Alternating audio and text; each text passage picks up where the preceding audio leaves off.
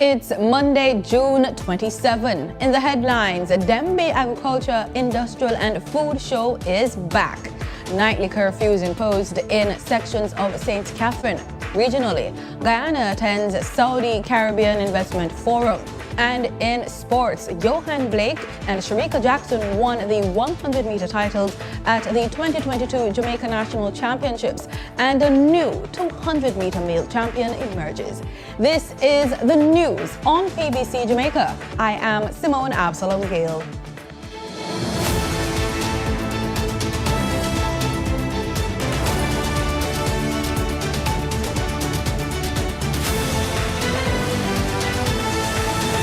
Staten says Jamaica's import bill for the first 2 months of the year increased by 32% compared to the same period in 2021. According to the Statistical Institute of Jamaica, Staten, $1.1 billion was spent on goods coming into the country. Staten says this was due to increased spending on all categories of imported goods. During the same period, the country earned $208.5 million from the export of goods. That was a 9.5% decline from the $230.4 million earned during the corresponding period in 2021. The drop was due primarily to a 66% fall in the value of export in the crude materials category. You can check out their website for more information. A staple of the island's Emancipendence celebration is the Dembe Agriculture, Industrial and Food Show. Plans are at an advanced stage for the 68th staging of the event, which is the oldest, largest and premier agriculture show in the English-speaking Caribbean. The annual event, which takes place over 3 days, will be held from July 30 to August 1. Marlon Samuels reports. Jamaica continues to import a significant amount of meat to supplement local production. The island reportedly imports in excess of 80% of what it requires in terms of goat meat and lamb chop.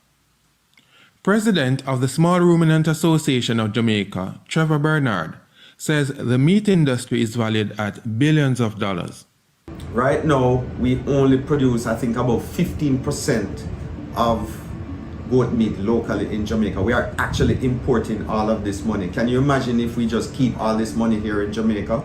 We need to push up the production. The livestock industry, which is an integral part of the agricultural sector, plays a major role in Jamaica's economic development. It is estimated that the industry contributes a little under 9% of gross domestic product. We're trying to grow this industry, modernize the industry, and make it better and stronger, that we can offset the billions of dollars that is being sent out of this country. Since its inception in 1952, the Dembe Agriculture Show has been the premier avenue for livestock farmers to showcase their animals. Livestock competitions are also held in part to help farmers improve their livestock. Despite the lifting of COVID restrictions, there are reports that some livestock farmers are not planning to showcase or enter their livestock in competitions. The news has evoked strong feelings. At one end of the spectrum, cattle farmers are reportedly not enthused about showcasing their animals. At the other end, small ruminant farmers are pressing ahead with plans to display their animals and have them take part in planned competition. But generally speaking, a lot of farmers are looking forward to competition. Can you imagine when this COVID period, they sit around 2 years, a lot of farmers keep getting involved, more and more farmers getting involved in the farming. A lot of young people, women, and so forth, getting more and more involved in goat farming. And they all out there want competition. They just want this bragging rights. They want to come and show that I have the best animals. This is something that has always happened. The sheep competition will be held on July 30. The goat competition is planned for July 31. And we look for certain things in the animal in terms of, I'm going to just point out a few things. The length of the animal, 1. 2, the capacity of the barrel to hold feed. 3, the width of the chest. In other words, within the chest area, we have the important organs, such as the heart. So if you have an animal with a small chest, a narrow chest, it reduces the animal's ability to perform well in all cases, right? We look for the animal's stance, we look for the animal's head space to identify breed, to identify how well the animal fits into that breed profile. All these things are, and a number of other things that we look for. But at the end of the day, the farmer will leave there knowing more about what to look for in producing his animals, to produce animals which are going to bear him more kids or more lambs, because we don't want animals that are only producing one lamb or one kid per dropping. We're looking more to get up to numbers of 2 and 3 and above. So that is what we're looking for right now in terms of improvement of the animal structure that we have presently in Jamaica. There will be plenty of experts on hand to answer your questions at the 68th staging of the Denbury Agriculture Show, being held under the theme, Grow Smart, Eat Smart. For the news on PBCJ, I am Marlon Samuels. Nightly curfews have been imposed in several sections of St. Catherine by the police. The boundaries take in areas such as Tawes Pen and Ellerslie Pen, March Pen Road, the area of 31 Johns Road, Central Village and Gregory Park. They will run from 8 p.m. until 5 o'clock the following morning, ending at 5 a.m. on Friday, July 1. This latest move is in addition to the state of public emergency, which was declared for the entire parish for 14 days on June 17 by Prime Minister Andrew Holness. Traffic wardens at the Harbourview Primary School and Donald Quarry School in Kingston are crying foul at some motorists who use the roadway in that vicinity. They say some motorists are ignoring the pedestrian crossing. That for the pedestrian, the man them a stop. Me witness it. For the pedestrian, the taxi man then come, stop, take up people. You can't say no.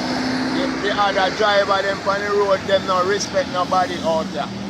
She have a hard challenge out there, brother. So right you now, them have to know where them want out there. If they want to see the picnic them and the woman dead out there, or they want the next worker. The traffic warden says motorists often disobey the traffic signal put in place near the Donald Quarry School entrance. 20 years me the ride here, and so new people will come in, don't know nothing about the road code. Them want to do as them like, so believe them and make them do what them do. They are calling on the authorities to provide some technical assistance. He also gave a warning to motorists who use the roadway. As the monkeypox disease cases surge globally, the Pan American Health Organization, PAHO, is working to get ahead of the crisis in the region. PAHO recently conducted a 2-day training camp on the detection and laboratory diagnosis of monkeypox for laboratory technicians from Jamaica, the Bahamas, Guyana, Suriname and St. Lucia. The in-person training was held at Jamaica's National Public Health Laboratory in Kingston. During the activity, participants received hands-on instruction on molecular detection, real-time polymerase chain reaction, PCR, of the virus that causes monkeypox, and review detection and diagnosis in the context of preparedness and response to potential outbreaks. Detecting the virus is the first step in preventing spread, disrupting chains of transmission, and stopping an outbreak. Monkeypox is a disease that is characterized by rash or skin lesions. In the current outbreak, the clinical presentation varies, with some patients showing few lesions in the area, presenting even before symptoms such as fever, myalgia, and malaise. In the business report, 3 more banks preparing wallets for Jamdex. We have that story plus your regular market updates. Dinida Rodney is at the business desk.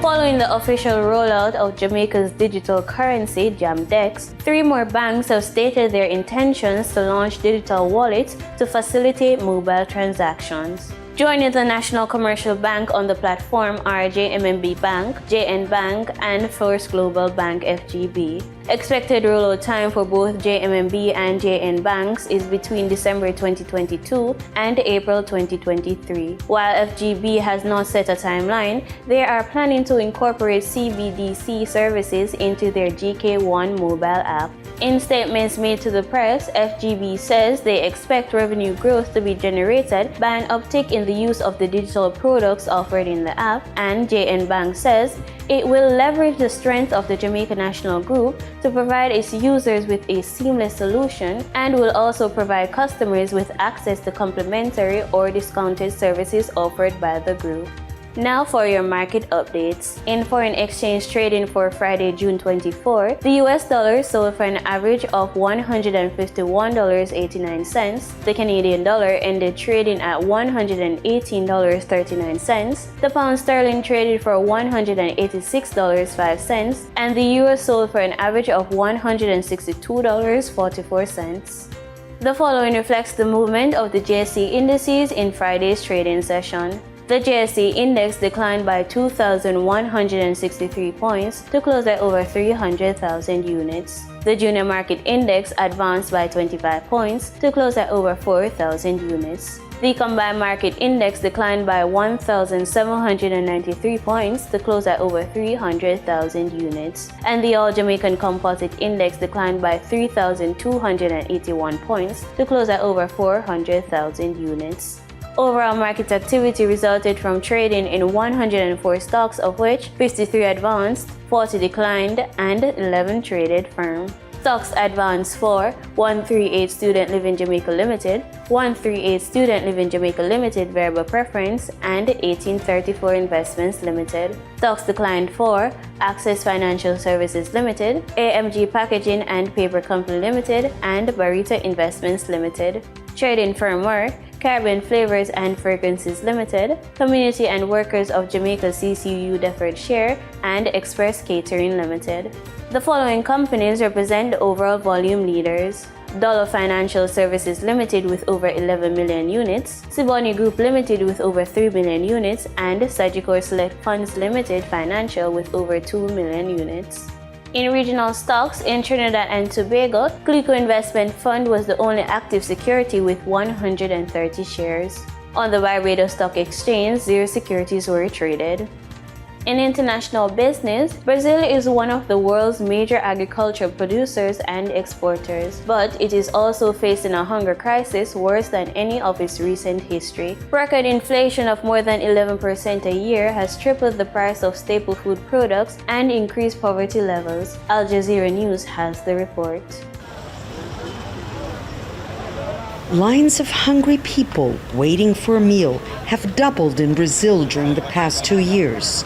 33 million people can barely eat in a country that produces enough food to feed 1/10 of the world's population. Alessandra Pereira, mother of 5 and unemployed, is one of them. She lost her job at a gas station during the COVID-19 pandemic, but could rely on government handouts.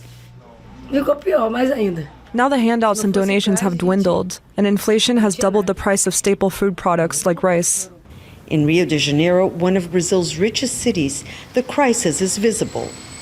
During the first 5 months of this year, the number of people qualifying for government help to feed their families has increased by 100% compared to the same period in 2021. It's the worst backlash in 3 decades. When Brazil first started its campaign to fight hunger, we're now back on the United Nations hunger map, which we had managed to leave in 2014. That's why Rio's government is planning to open 55 new soup kitchens this year. This soup kitchen will be handing out 200 meals every day. Pereira is one of the lucky ones. Another 100 families have applied for aid, but there aren't enough resources. Recovered addict Carlos Fonte works as a chef in a restaurant in the Babilônia slum. His only son was killed in a shootout with the police. I found a way to cure my sorrow. With the help of people from our neighbourhood, we have reached out for donations and are cooking meals for those who are facing a much worse situation than we are. The situation is so serious in Brazil that experts are comparing hunger in Latin America's largest economy to that of some of the world's poorest countries. Foi que a insegurança alimentar no Brasil aumentou 4 vezes mais. Food insecurity in Brazil has increased 4 times more than the average global rate. The pandemic, the rise in fuel prices, and record inflation of more than 11% a year are a part of the problem. But that doesn't explain why Brazil's doing so badly, despite being a major agricultural producer and exporter. Brazil's President Jair Bolsonaro, who is up for re-election in October, is pushing to increase government handouts until the end of the year. Meanwhile, the poor from the Babilônia slum in Rio are helping the poorest with their prayers and by sharing what little they have. Monica Yanaki of Al Jazeera, Rio de Janeiro. In market data for oil prices hedged higher in a volatile session as investors waited for any moves against Russian oil and gas exports that might come out of a meeting of leaders of the Group of 7 G7 nations in Germany. Brent crude futures rose 46 cents to $113.58 a barrel, and West Texas Intermediate crude was at $107.82, up 20 cents. That was the business report on PBCJ. I'm Danita Rodney. In regional news, on Friday, Dickon Mitchell was sworn in as Grenada's 9th Prime Minister. Mitchell, a newcomer to politics, ousted Grenada's longest-serving Prime Minister, Dr. Keith Mitchell, in a tightly contested general election. The National Democratic Congress obtained 52% of the votes compared to 48% for the new National Party. GBN has the details. Grenada's 9th Prime Minister, Dickon Mitchell, was sworn in at 2 p.m. on Friday, during an official ceremony at the Grenada Trade Center. In the company of friends, family, associates, and members of the National Democratic Congress, Governor General Dame Cecilia Grenade administered the oath of office and presented the new Prime Minister with his instruments of appointment. I, Deacon Amos Thomas Mitchell, do swear that I will bear true allegiance to Her Majesty Queen Elizabeth II, her heirs and successors, according to law. So help me God.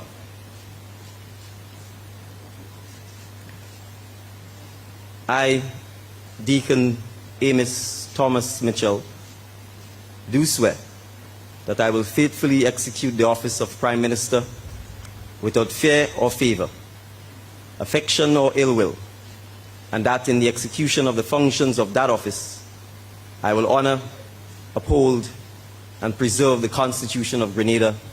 So help me God. Delivering his first speech as Prime Minister, Mitchell said he now brings the same passion as a lawyer to his task as Prime Minister. His next charge is to select a group of people to serve as members of cabinet. Ahead of us in the coming days, including the appointment of a cabinet, we will seek to swiftly do so. Naturally, there will be changes that will be made at some government levels. We will seek to do so in a transparent and open manner. The key criteria will be merit. We will not move forward or prosper as a people if the sole basis for job selection, for promotion, for the award of contracts is party loyalty or personal loyalty. If we continue with this approach, we will be doing ourselves and the several generations of Grenadians to come a huge disfavor. And so under my leadership, I intend to break that vicious cycle of nepotism. In Guyana, Senior Finance Minister Dr. Ashni Singh has indicated that the government and the private sector will be participating in the Saudi Caribbean Investment Forum being held from July 6 to 8. The event will be hosted by the Caribbean Association of Investment Promotion Agencies in Punta Cana, Dominican Republic. The forum will provide opportunities for Guyana to deepen its relationship with the Kingdom of Saudi Arabia, as participants will meet with prospective Saudi investors to present their projects in hopes of attracting investors. Priority sectors of focus include logistics and transportation, renewable energy, infrastructure, hotel and resort development, and agribusiness. In Barbados, the public service vehicle sector is close to implementing a new way of paying that could cut down the likelihood of them being robbed. The details of the system have not yet been revealed, but Director of Complaints for the Alliance Owners of Public Transport, Craig Banfield, says it's being discussed. Lisa Broom has more. The unfortunate instance of PSV operators being robbed has always been present, but the Alliance Owners of Public Transport says the problem spiked over the last 2 years during the height of the COVID-19 pandemic. Last year, one driver was robbed and killed, and in just the last week alone, another was stabbed, although there's no evidence he was robbed. It has forced the hand of the owners, who say they've been exploring all options to cut down on the likelihood. Using a cashless system is one of the solutions floated, and now Director of Complaints Craig Banfield says this is closer to becoming a reality. Within the last couple of weeks, we have been approached by a U.S. company who is looking to also roll out their cashless system program, and we will be hearing very soon in the next couple of weeks about that initiative through us as well as that company.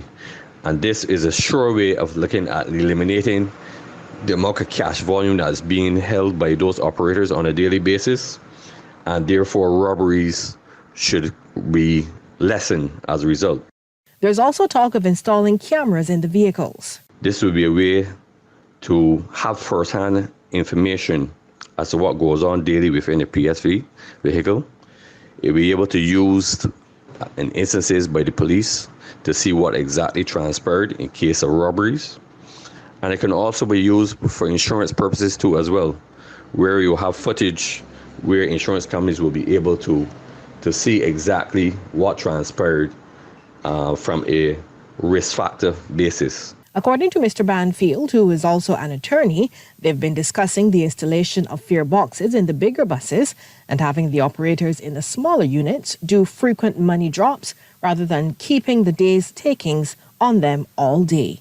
Lisa Broom, CBC News. In St. Vincent and the Grenadines, Education Minister Curtis King says that there should be a massive transportation in the education system soon. Speaking with SVG-TV News recently, Minister King said that as the world is evolving, nothing stays the same, and one of the critical components in the transformation of any society is through education. He says that the Ministry of Education will be taking steps to evaluate the current education revolution to a higher level. We can expect that the education system will not remain the same. We have seen virtually an education revolution over the last 21 years or so. And I have no doubt that we have to take this revolution to a different level. And if we are going to take it to a different level, meaning a higher level, then obviously we have to make changes to the education system. What I don't want, though, is for us to be making mere cosmetic changes to the system, because the truth is, even before the pandemic, there were a number of issues within the education system that receive a lot of critique from persons, educators, as well as members of the general public. And it is therefore necessary then that when we have such critique, that we examine them to see how best we can respond. And what has happened since COVID-19 pandemic is that these issues, these problems, if you like, these challenges within the education system, they have received a sharper focus coming out of the pandemic. You know, every great epoch has experienced changes to the way how we do things. You look back at the Industrial Revolution and you see how that impacted on every aspect of our lives. There's no difference existing today. In fact, it is often said that we are now living in the fourth industrial revolution. Naturally, this one is providing enough evidence to suggest that things cannot be done as they used to be done before. And therefore, as I was indicating, we are part of this worldwide movement to bring about significant transformation in our education system. In sports, Johan Blake and Shericka Jackson won the 100-meter titles at the 2022 Jamaica National Championships on Friday night in Kingston. In a loaded men's 100 meters final, Johan Blake emerged the winner. The former 100-meter world champion blasted out from the blocks and powered to victory with a new season's best time of 9.85 seconds. Blake's winning time of 9.85 seconds is the second quickest in the world this year and his fastest since 2012. He finished ahead of rising sprint star Oblique Seville, who clocked 9.88, and Akeem Blake, who finished third in a personal best of 9.93 seconds. In the women's 100 meters final, Shericka Jackson shocked an impressive field to win her first 100 meters Jamaican title. She clocked a speedy 10.77 seconds to finish ahead of Kimber Nelson, 10.88, which was her personal best. Double Olympic sprint champion Elaine Thompson-Herah finished third in 10.89 seconds. Youngster Brianna Williams placed fourth with a new personal best of 10.94. 2 days after winning the 100-meter crown, Jackson completed the double in a world-leading 21.55 seconds in the women's 200 meters on the final day of the National Senior and Junior Championships on Sunday. This would be Shericka's second national title in the 200 meters.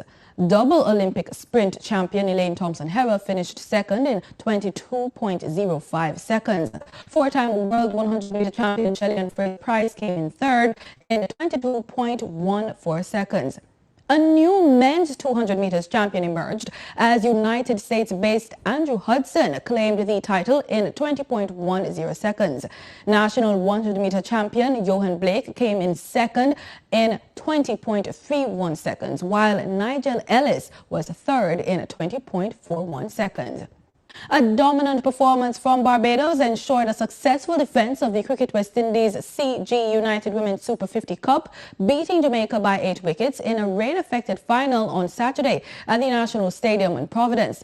2 rain interruptions saw the contest being reduced to 26 overs per side, with Jamaica winning the toss and electing to bat first. Jamaica managed 118 for 8, to which Barbados replied with 120 for 2 from 23.4 overs. It was a sweet revenge for the Bajans, who were dethroned by the Jamaicans in the preceding T20 Blaze competition. Jamaican golf team has departed the island to take part in the 34th Caribbean Amateur Junior Golf Championships. The team departed on Saturday morning for Palmas de la Mar in Puerto Rico. The team, alongside coaches Jonathan Newnham and Jason Lopez, are upbeat about Jamaica's chances of winning the title this time around, having come close in 2018 and 2019 when the island ended in second place on both occasions to perennial winner Puerto Rico. Coach Lopez says that everyone was well prepared, having been assessed on various golf courses across the island. We had a great training series. Between myself, Johnny, and Addison, we were able to do a comprehensive review of all the kids' games, test them at different golf courses, different facilities. Of course, they all have their own personal coaching, and I think they're well prepared for this event. The team will play a practice match before Tuesday's start of the competition. That's the news on PBCJ. Thank you so much for watching.